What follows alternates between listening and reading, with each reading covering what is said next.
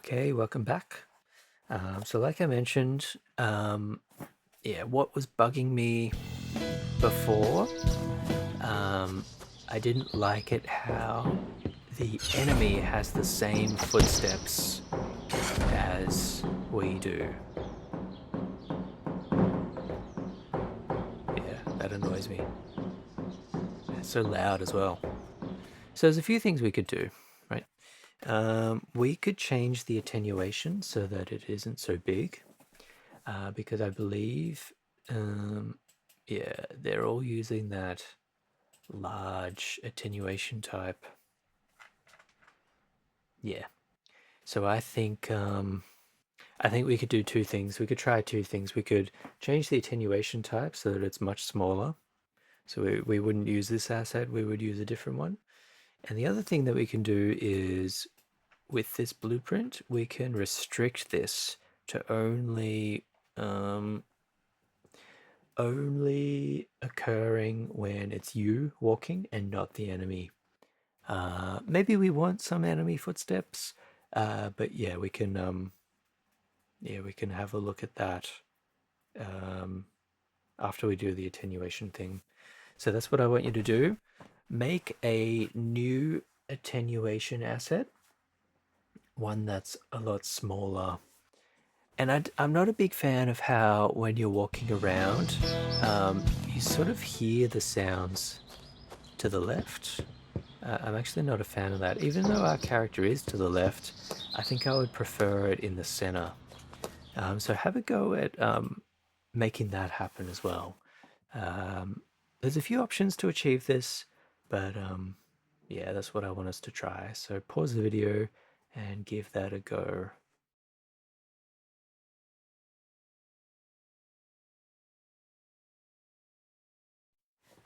Okay, welcome back. Right, so I am going to go to this this folder. I'm going to make a new sound attenuation, and I'm going to call this footsteps because it's something that's probably quite specific to the footstep sounds. So yeah, I think that's what we want. Now this is interesting. We can, with the spatialization, we could turn it off entirely, or we could just make it a lot more narrow. So see here, 3D stereo spread. Yeah, we could make that very low. So that way it's still a little bit 3D, but a lot more narrow. And yeah, let's just go really small with these values. Yeah, something like that.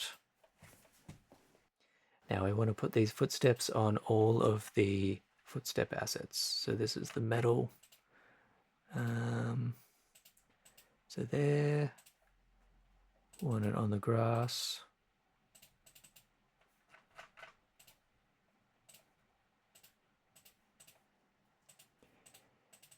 Wood.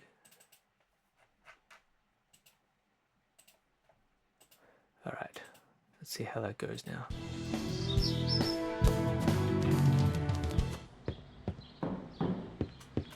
That's cool.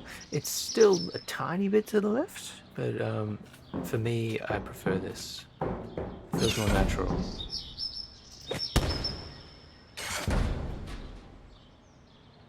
Ooh, but we lost it over here. Why did that happen? It's interesting.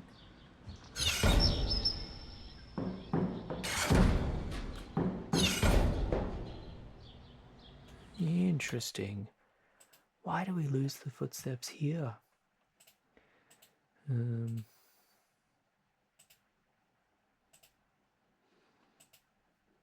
Footstep.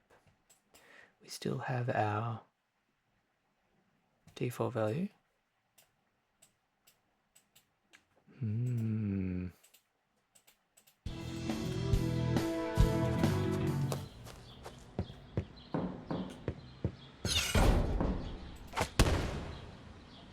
Yeah, we lost it.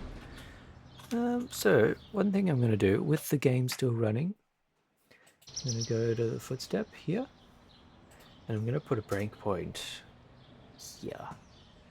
I'm going to move and see what happens.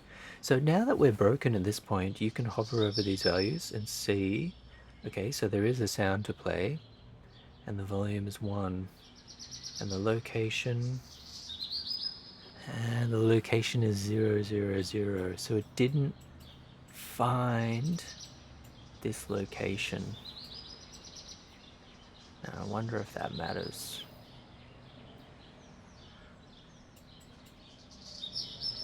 So maybe the sound is playing very far away, and that's why we don't hear that. Okay, I have a little challenge for you. Hopefully you saw what the problem was just then when I was broken. So we've got this variable. It defaults to 0, 0, 0. And we only update the value if we actually hit something. No, sorry, I lie. We only update the value if we find a material in the sound map. So that's probably not what we want. We always want to have a meaningful location in the world, but we're just setting it in the wrong place. So what I want you to do, see if you can figure out, we want to change this location. We want to change the location of this set node to somewhere else in the graph, such that it always gets set with a meaningful value.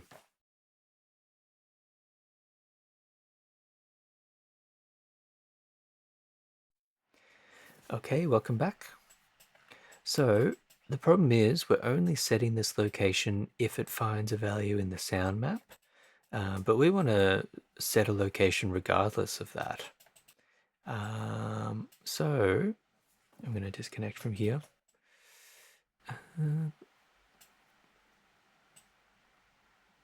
So yeah, we can probably put it here. Put it here before it checks the sound map stuff. So that would, yeah. So even if this is false, it doesn't find a match, we still will have our location. So I wonder if that'll fix our missing footstep. Might not have been the problem, but we'll see. Yeah, seems like that was the fix. So now we get meaningful values. And just to show you what I mean, if I break here, take a step, it's now not 0, 0, 0, it's like a real world value. So that's a good one. Okay, now let's evaluate our enemy guy.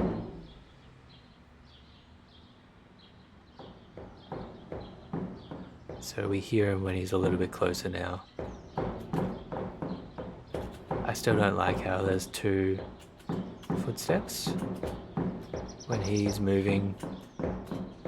Yeah, we hear both of them. All right, so that's your next challenge. I want this stuff to only happen if it's us, basically. Now this will be a tricky one. See if you can figure out how to do that. It uses something similar to what we've done before. But yeah, it will be a challenging one. So do your best, and then I'll take you through it.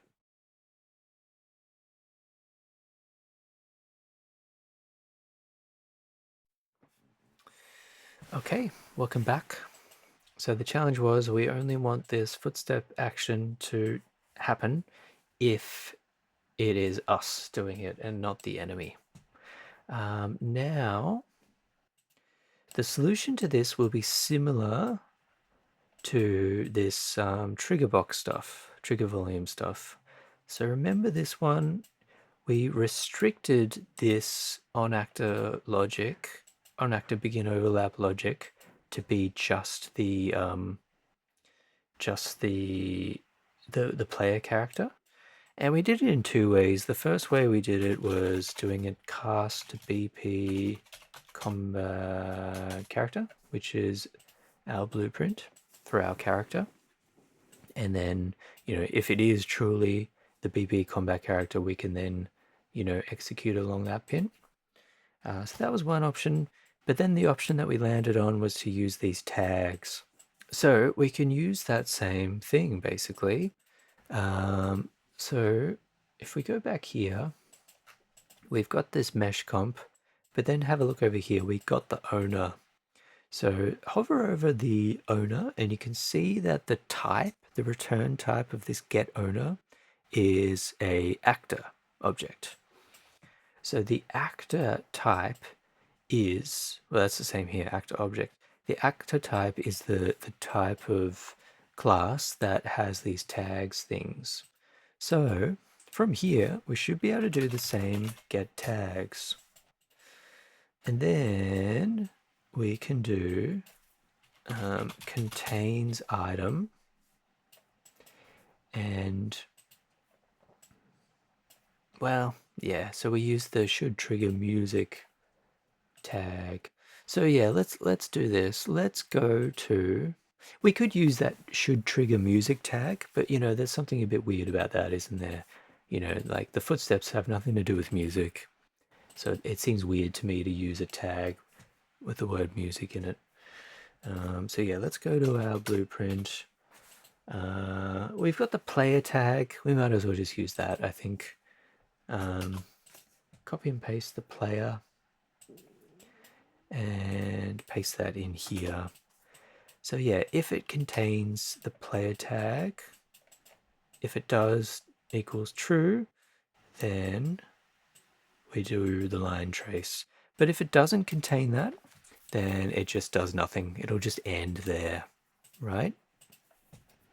Now, having said that, let's find these guys.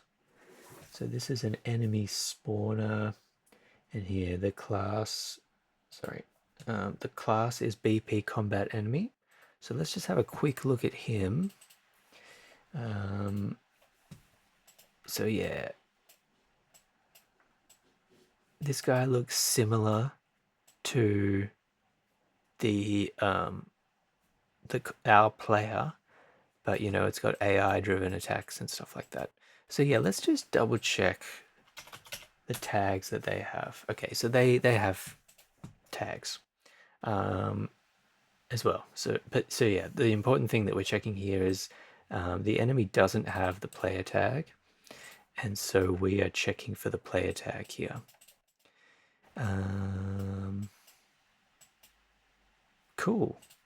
So let's see if that solves our issue. I think it will. Always good to test, though, of course. There he is. Running over. Cool.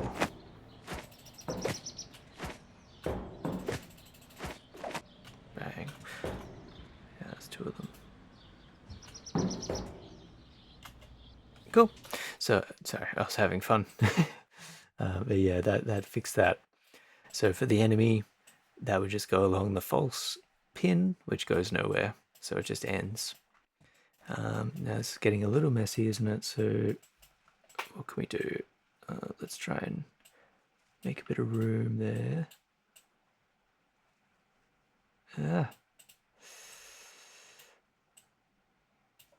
Whatever.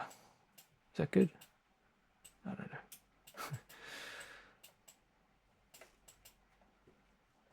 Cool. Only proceed if it is your player character. I figured there was a comment on every other little bit of it, so we might as well put a comment there.